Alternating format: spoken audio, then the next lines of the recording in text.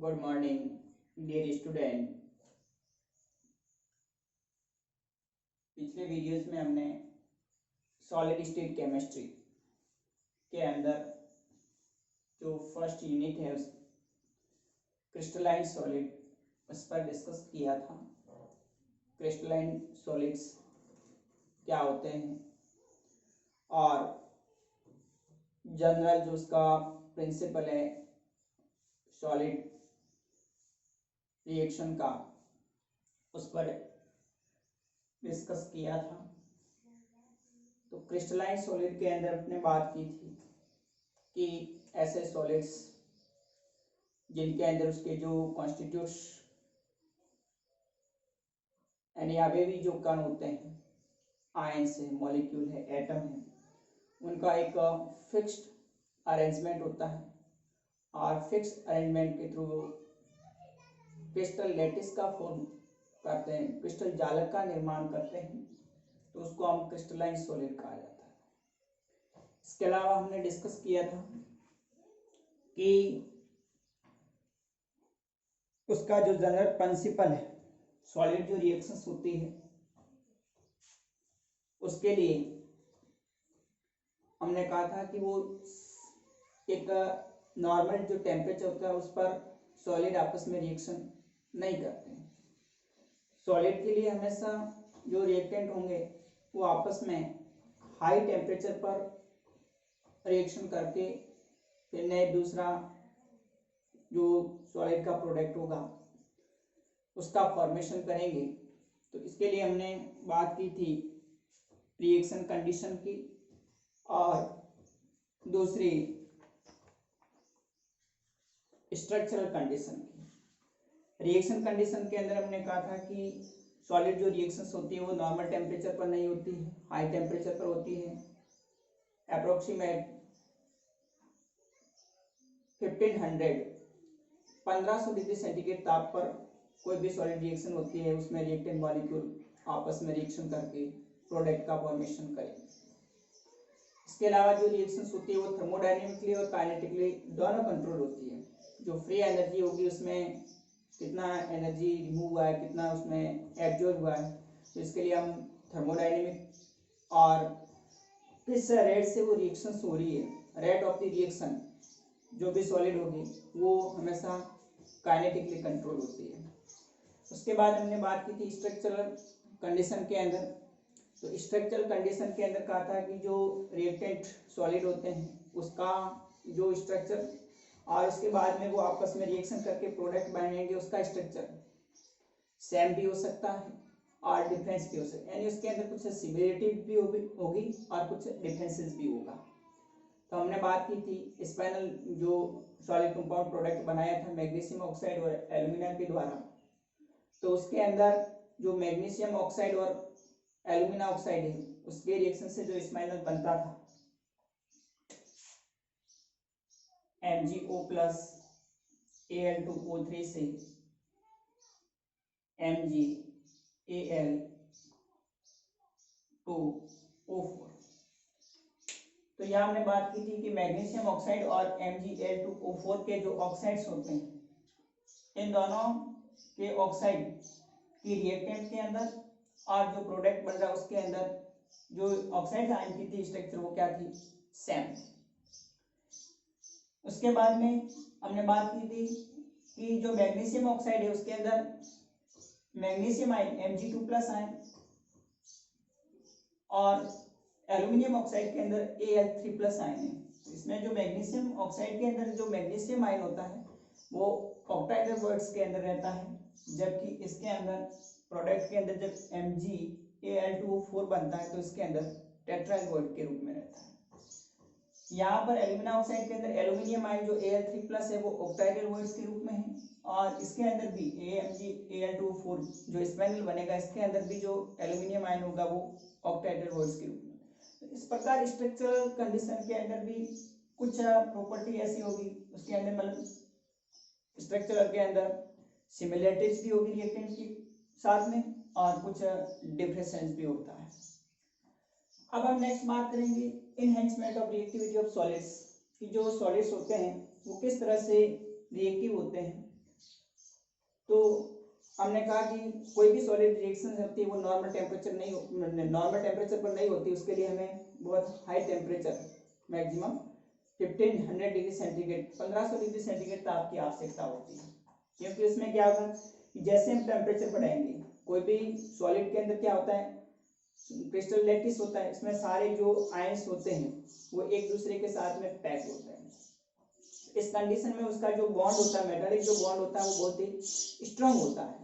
तो उस strong bond को मैं ब्रेक करने के लिए ज़्यादा हीट की आवश्यकता होती है, ज़्यादा एनर्जी की आवश्यकता होती है। वो हमें ज़्यादा एनर्जी ऊष्मा कहाँ से प्राप्त होती है, टेम्परेचर से। तो जैसे हम टेम्परेचर इंक्रीज करेंगे तब उसमें से जो आयंस होंगे वो एक जगह से दूसरी जगह पर मूव होंगे, यानी वापस नए लेटिस प्रोडक्ट के अंदर नए लेटिस जो क्रिस्टल होगा उसका फॉर्मेशन होगा। तो देखिए मैंने यहाँ लिखा है, in solid state reaction high temperature is needed, यानी कोई भी सॉलिड रिएक्शन के लिए बहुत उच्च ताप की आवश्यकता होती है। बिकॉज क्योंकि number of bonds have to be broken and form, क्योंकि जब हाई टेम्परेचर करेंगे तो बहुत सारे बॉन्ड ब्रेक होंगे और वापस प्रोडक्ट के अंदर न्यू बॉन्ड का फॉर्मेशन होगा। Solid ions must migrate to an appreciable distance for reaction. अब टेम्परेचर बढ़ाएंगे तो क्या होगा कि जो रिएक्टेंट क्रिस्टल लैटिस है उसके जो आयंस है वो माइग्रेट करेंगे एक फिक्स डिस्टेंस पर। जितना उसको डिस्टेंस से उस नए प्रोडक्ट के अंदर जो क्रिस्टल फॉर्मेशन होगा तो उस डिस्टेंस के अकॉर्डिंग वो क्या करते हैं, टेम्परेचर बढ़ाने के साथ में वो मूव भी करते हैं। For example the reaction between magnesium oxide and alumina, in both ions magnesium and aluminium are trapped in actual और नॉर्मल लैटिस साइट। अब हम बात करें जैसे मैग्नीशियम ऑक्साइड और एल्यूमिना की, जब इनमें जब रिएक्शन होती है नॉर्मल टेम्परेचर पर तो इसके जो आयंस होते हैं, मैग्नीशियम Mg2+ आयन है, एल्यूमिना के अंदर Al3+ आयन है, तो वो क्या होते हैं अपने नॉर्मल जो एक्चुअल कंडीशन होती है उसके अंदर प्रेजेंट होते हैं।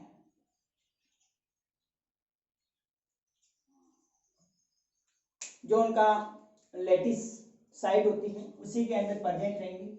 लेकिन जैसे हम उसको हीट करेंगे, when we heated such as high temperature they get energy and able to jump into empty gases। तो क्या होगा, जैसे हम उसको हीट करेंगे तो वो इस एनर्जी को एब्जॉर्ब करके एक जो एम्प्टी लैटिस होगा, खाली जो उसके अंदर है वो उसके अंदर जंप कर जाएंगे और जंप करके वापस आपस में जुड़ करके इस तरह से स्पाइनल जो कि नया प्रोडक्ट बन रहा है उसका फॉर्मेशन करेंगे।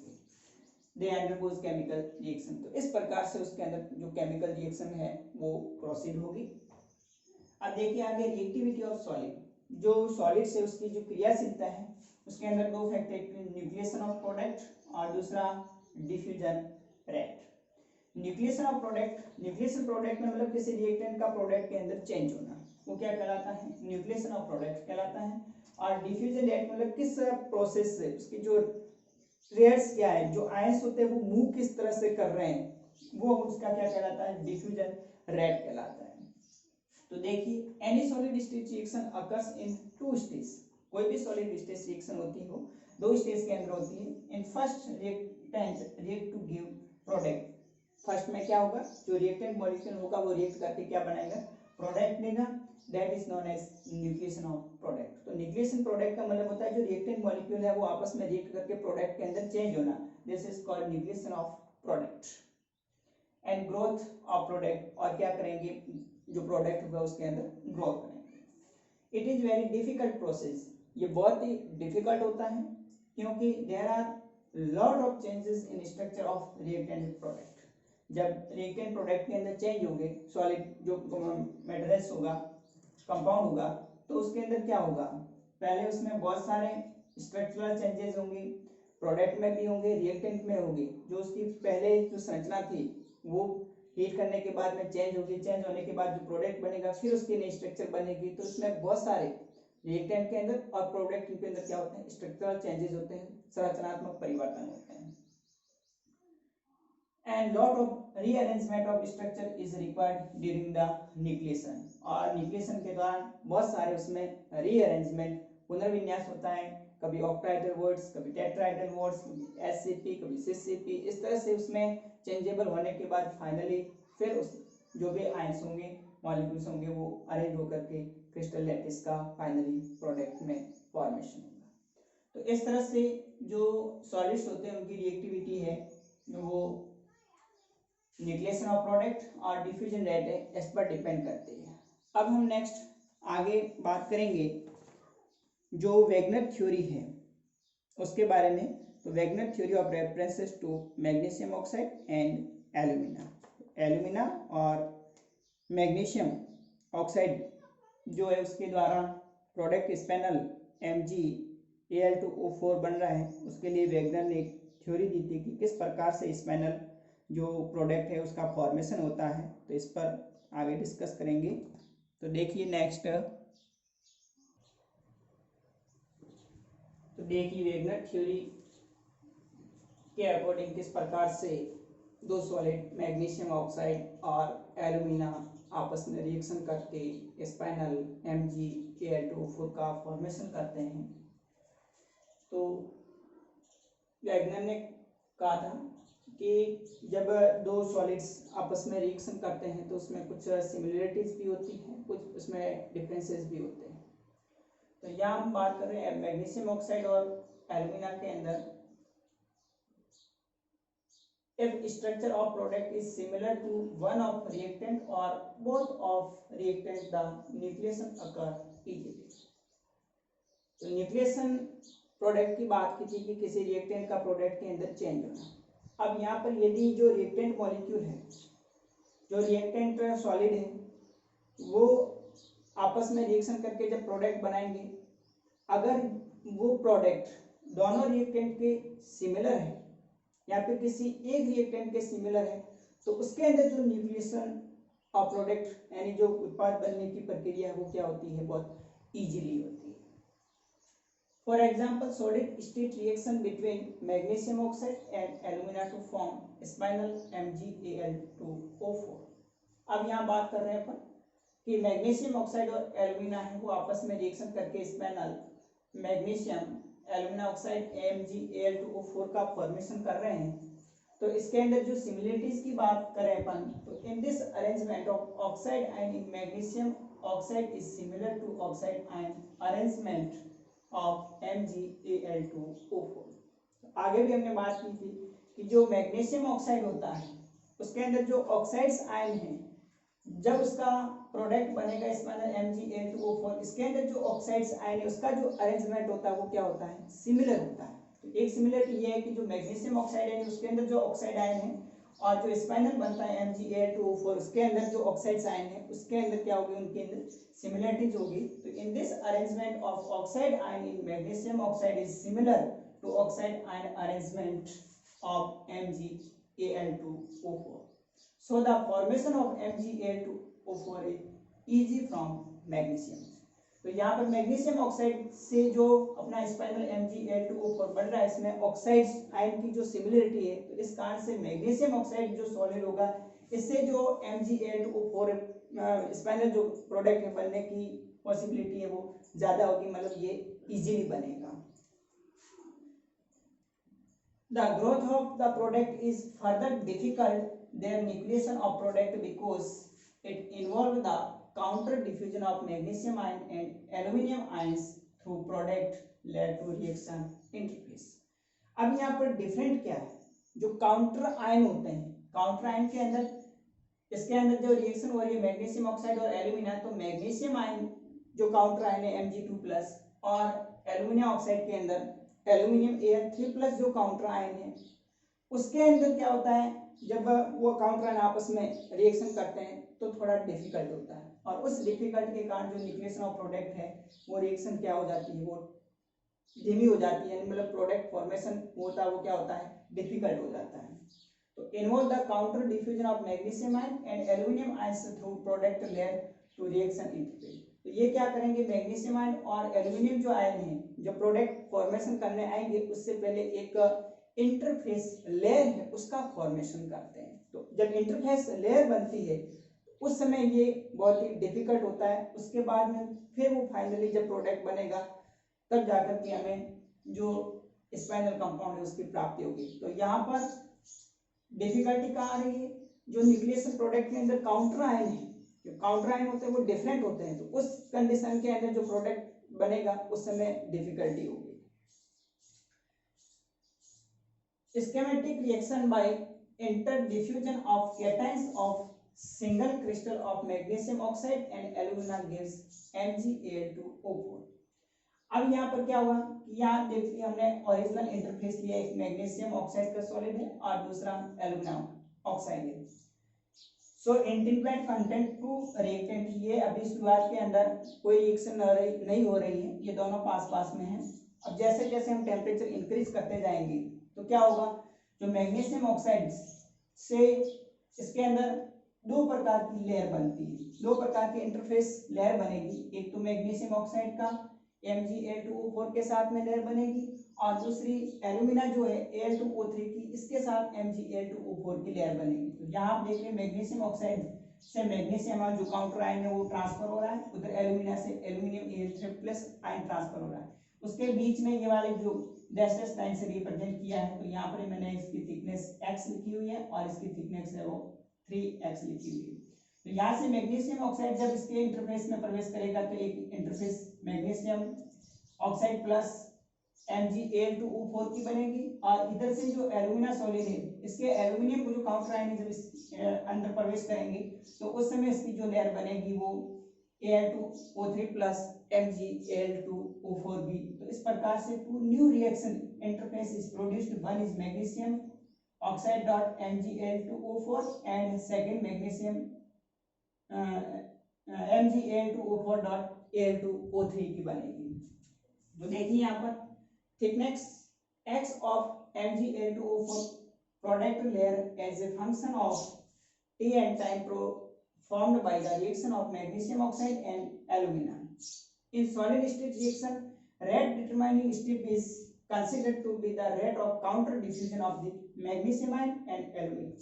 अब जो ये रिएक्शन होती है इसकी जो रेट होती है, अभिक्रिया की जो दर होती है वो काउंटर आयन जो होते हैं उसके डिफ्यूजन पर डिपेंड करता है। मैग्नीशियम आयन और जो एल्यूमिनियम आयन उस पर डिपेंड करेगा and form reaction interface this rate is very slow. अब जब इंटरफेस का फॉर्मेशन करेंगे तो उसमें उसकी रेट क्या होती है, वेरी लो होती है, बहुत ही कम होती है। इस कारण से जो भी सॉलिड स्टेट रिएक्शन होगी चाहे नॉर्मल टेम्परेचर या फिर हाई टेम्परेचर पर हमेशा स्लो रेट से होती है और धीमी गति से होगी। अब यहाँ पर देखेंगे कि वेगनर के अनुसार किस प्रकार से मैग्नीशियम ऑक्साइड और एल्यूमिना आपस में इंटरफेस लेयर का फॉर्मेशन करते हुए फाइनली स्पाइनल Mgal2O4 का फॉर्मेशन करेंगे। देखिए इसकी मैकेनिज्म। तो वेगनर ने क्या कहा था कि जो मैकेनिज्म दी थी जिसके अंदर काउंटर आयन है वो डिफ्यूजन के थ्रू प्रोडक्ट लेयर का फॉर्मेशन करते हैं, इंटरफेस से प्रोडक्ट बनना क्या कहलाता है, वेगनर का सिद्धांत, यानी वेगनर थ्योरी का मैग्नीशियम ऑक्साइड प्लस Al2O3 के मैकेनिज्म के थ्रू स्पाइनल का बनना वेगनर थ्योरी कहलाएगी। देखिए इसके आगे हम मैकेनिज्म की बात करें तो मैकेनिज्म के अंदर देखिए इसमें दो इंटरफेस लेयर बनती है। पहला मैग्नीशियम ऑक्साइड प्लस Mgal2O4 की और दूसरी एल्यूमिना प्लस Mgal2O4। अब जो रेट ऑफ रिएक्शन होगी किस इंटरफेस से सबसे ज़्यादा होगी, तो देखिए आप इसकी मैकेनिज्म के अनुसार the mechanism of solid reaction involving counter and diffusion through product. तो मैकेनिज्म के अंदर बात की थी अपन ने, मैन इसमें जो काउंटर आयन होते हैं मैग्नीशियम आयन Mg2+ और Al3+ आयन, उसके थ्रू जो प्रोडक्ट लेयर बनती है, तो layer to reaction interface and to form a product is known as Wagner mechanism. तो वेगनर ने क्या कहा कि जो प्रोडक्ट का फॉर्मेशन होता है वो हमेशा डिफ्यूजन के थ्रू होगा। जो काउंटर आयन है उसके अंदर डिफ्यूजन के थ्रू दो प्रकार की इंटरफेस लेयर बनती है और उस इंटरफेस लेयर्स के थ्रू प्रोडक्ट का बनना क्या कहलाता है, वेगनर मैकेनिज्म कहलाएगा। तो यहाँ देखिए maintain this charge balance 2 aluminium 3+ ion move corresponding to 3 magnesium 2+ ion mechanism. अब यहाँ पर जो रिएक्शन करवा रहे हैं मैग्नीशियम ऑक्साइड और एल्यूमिना के अंदर, तो उसके अंदर 2 एल्यूमिनियम आयन होंगे वो मूव करेंगे कॉरस्पॉन्डिंग किसके थ्रू, 3 मैग्नीशियम आयन Mg2+ के अंदर, तो देखिए यहाँ पर दो प्रकार की इंटरफेस बनेगी। First reaction of magnesium oxide MgAl2O4 interface, इनके बीच में यानी मैग्नीशियम ऑक्साइड और जो MgAl2O4 बनेगा उसकी एक यहाँ पर इंटरफेस लेयर बनेगी। उसके अंदर जो रिएक्शन होगी उसमें 2 aluminium ion -3 Mg2+ ion +4 MgO magnesium oxide, ये आपस में रिएक्शन करके क्या बनाएंगे, MgAl2O4 का फॉर्मेशन करेंगे। 2 एल्यूमिनियम आयन 3 मैग्नीशियम, यानी यहाँ पर जो मैग्नीशियम आयन है वो किस में इंटरफेस कर रहे हैं, जो एल्यूमिना होता है उसके अंदर। 2 इसके इक्वेशन को बैलेंस करने के लिए यहाँ पर हमने 2 एल्यूमिनियम, क्योंकि यहाँ पर Al3+ 3 संयोजी है और मैग्नीशियम में 2+ 2 संयोजी है, तो यहाँ पर 2 एल्यूमिनियम आयन होगा और 3 मैग्नीशियम आयन +4 मैग्नीशियम ऑक्साइड के साथ अभिक्रिया करके MgAl2O4 बनाएंगे। दूसरी रिएक्शन इंटरफेस के अंदर जो एल्यूमिना Al2O3 और MgAl2O4 की इंटरफेस बनेगी, लेयर बनेगी, तो इसमें जो 3 मैग्नीशियम आयन है -2 Al3+ के अंदर +4 Al2O4 लेंगे, O3 लेंगे, तो ये अभिक्रिया करके 3 MgAl2O4। तो यहाँ आप देख रहे हैं जो फर्स्ट रिएक्शन के अंदर स्पाइनल MgAl2O4 बन रहा है और दूसरा जो इंटरफेस के थ्रू MgAl2O4 बन रहा है, ये इसकी तुलना में 3 टाइम्स ज्यादा यानी मोर, यानी कौन से इंटरफेस से सबसे ज्यादा प्रोडक्ट बनने की संभावना होगी, वो सबसे ज्यादा एल्यूमिना है, इस सॉलिड के द्वारा इंटरफेस के थ्रू प्रोडक्ट बनने की संभावना सबसे ज्यादा होगी। तो देखिए ओवरऑल रिएक्शन के अंदर यहाँ से 3Mg2+ और 3Mg2+, 2Al3+, 2Al3, तो 4MgO+ + 4Al2O3 आपस में रिएक्शन करके 4MgAl2O4 स्माइल जो प्रोडक्ट है उसका फॉर्मेशन करेंगे। It can be seen that reaction second, आप देखिए कि जो रिएक्शन सेकेंड है gives 3 times much spinel product as a reaction first. इस फर्स्ट की तुलना में ये जो सेकेंड इंटरफेस के थ्रू स्पाइनल प्रोडक्ट बन रहा है वो 3 टाइम्स यानी 3 टाइम्स से वो ज्यादा है। तो spinel product is reaction first and right side interface grow और more at 3 times the rate of left interface. इसके द्वारा एल्यूमिना के द्वारा इंटरफेस के थ्रू जो प्रोडक्ट बनने का रेट है वो सबसे ज्यादा होगा। तो इसके लिए जो फेवरेबल कंडीशन होगी प्रोडक्ट बनने की वो कौन सी इंटरफेस के थ्रू होगी, ये होगी Mg2+ और एल्यूमिना के साथ में MgAl2O4 बनने की। यानी इस कंडीशन के अंदर ये जो एल्यूमिना इसके जो काउंटराइंस है वो मैग्नीशियम की तरफ सबसे ज्यादा ट्रांसफर होकर के इंटरफेस बनाते हुए मैक्सिमम प्रोडक्ट, यहाँ देखिए अपने थिकनेस 3x है, यहाँ पर ओनली x थी, तो 3 टाइम्स मोर जो रेट ऑफ रिएक्शन होगी वो एल्यूमिना के थ्रू इंटरफेस के थ्रू बनने के स्पाइनल प्रोडक्ट है वो ज्यादा होगा। इस प्रकार से वैगनर ने मैग्नीशियम ऑक्साइड और एल्यूमिना के थ्रू किस प्रकार से स्पाइनल प्रोडक्ट बनता है उसके बारे में बताया था।